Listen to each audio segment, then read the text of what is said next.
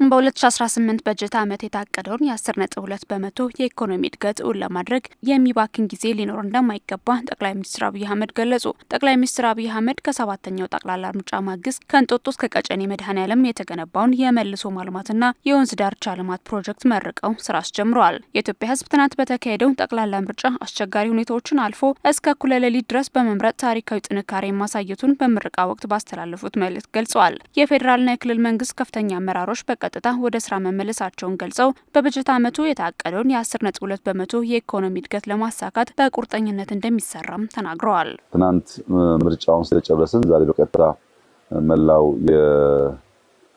የመንግስት አመራር በፌዴራልም በክልልም ያሉ ወደ ስራ ገብተናል። ወደ ስራ እንድንገሰግስ እንድንፈጥን ያደረገን አንዱ ዋነኛ ምክንያት በዚህ ዓመት ኢትዮጵያ ያቀደችው እድገት 10.2% ወይም ከአፍሪካ ቀዳሚውን እድገት ለማረጋገጥ ነው።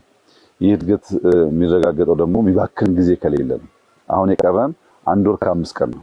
ሰኔ 30 የዚህ ዓመት የበጀት ስራ የሚከናወንበት የሚጠናቀቅበት ጊዜ ነውና ያ ጊዜ እንዳያልፍብን ፈጥነን ወደ ስራ ለመግባት ሁላችንም በዚህ ስራ እንገኛለን። ዛሬ ያየነው 9.6 ኪሎ ሜትር ነው። ከእንጦጦ ቁስቋም አካባቢ ጀምሮ እስከ ቀጨኔ ያለው ለማመን ይከብዳል። አየሩም አምና የተከልናቸው ዛፎች ያሉበት ሁኔታም ራሱ የውሃ ዳር ልማቱ በቀጥታ 9.6 ኪሎ ሜትር ምልህ ሃይኪንጉ ሲጨመር በጣም ረጅም ነው። እስከ ቀጨኔ ብቻ ያለው ከዛ በኋላ ደግሞ ይቀጥላል ማለት ነው።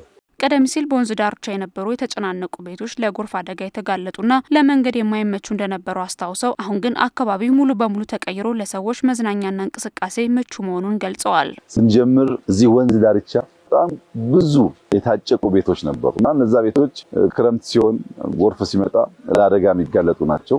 ውሃው ይሸታል። አናኖራቸው ምንም አይነት መኪና አክሰስ የለውም። ሰው ቢሞት ሰርግ ቢኖር ቢታመም ያንን ሰው ከዚህ አውጥቶ ወደ ሕክምና መውሰድ የሚቻልበት ሁኔታ አልነበረም።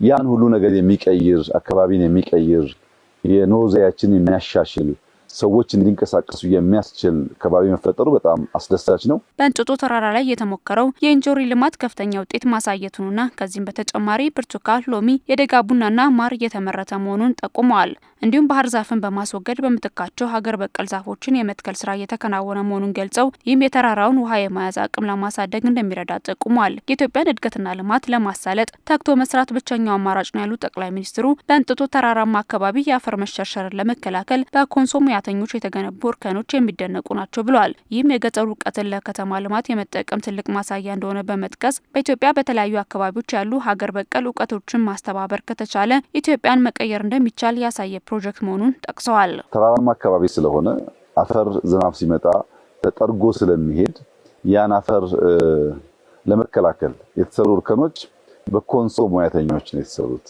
ከውጭ ሀገር በመጡ ሰዎች አይደለም። በገጠር ያለው የሀገራችን ነዋሪ ለከተማም አስተዋጽኦ ማድረግ የሚችለው ዕውቀት ብቃት እንዳለ ያየሁበት ነው።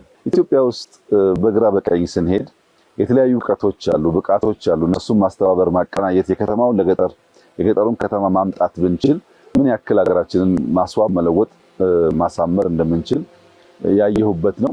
እድገት፣ ልማት፣ ለውጥ ለመጎናጸፍ ያለው መንገድ ያለው አማራጭ አንድ ብቻ ነው፣ ተግቶ መስራት። ያን ማድረግ ከቻል በሪቨርሳይድ እንዳየነው በሌላውም መስክ የተሳካ ነገር ማምጣት ይቻላል።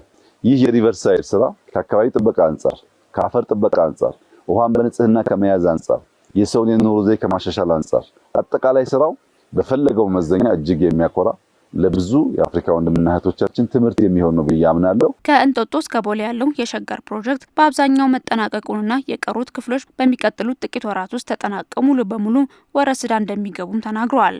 ይህ ፕሮጀክት በአገር በቀሉ እውቀት ብሎም በኢትዮጵያውያን ባለሙያዎች መሰራቱ የሚያኮራ መሆኑንም ጠቅላይ ሚኒስትሩ ገልጸዋል። ብዙዎች ሞክረውት ከውጭ ኩባንያዎች ጋር ሞክረ ነው አልሰምር ያለውን ስራ በሀገር በቀል ልጆች፣ በእኛው ወጣቶች፣ በእኛው አርቲስቶች በሚያስደንቅ ሁኔታ የውሃ አካባቢው የሚለውጥ ስራ ተሰርቷል።